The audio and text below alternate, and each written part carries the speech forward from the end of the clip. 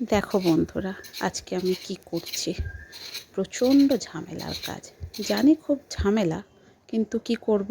আমার বরমহাশয়ের একটু ইচ্ছে হলো যে আজকে পটলের দোলমা খাবে, তাই কিছুই ছিল না, নিরামিষই করলাম। কি করব, কিন্তু করতে তো হবে, যখন আশা করেছে ওকে খাওয়াবো।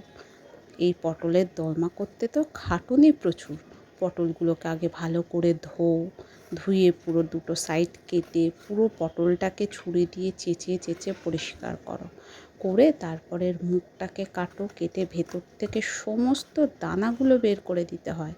সেই দানাগুলো দিয়ে আমি অবশ্য পুরটা করেছি একটা আলু সিদ্ধ করে, আর ওই ভেতর থেকে যে দানাগুলো বের করা হয়েছে সেই দানাগুলো দিয়ে একটু পেঁয়াজ রসুন ভালো করে দিয়ে করেছি। তোমরা যে যার মতো নিজের ইচ্ছে করতে পারো, কে কী দিয়ে করো আমাকে একটু জানিও, কিন্তু কী দিয়ে বেশি ভালো হয় এটা। আমি আমার মতো হাতের কাছে যা ছিল সেটা দিয়ে করেছি, কিন্তু কি করব, রেডি করে দিলাম পটলের দোল।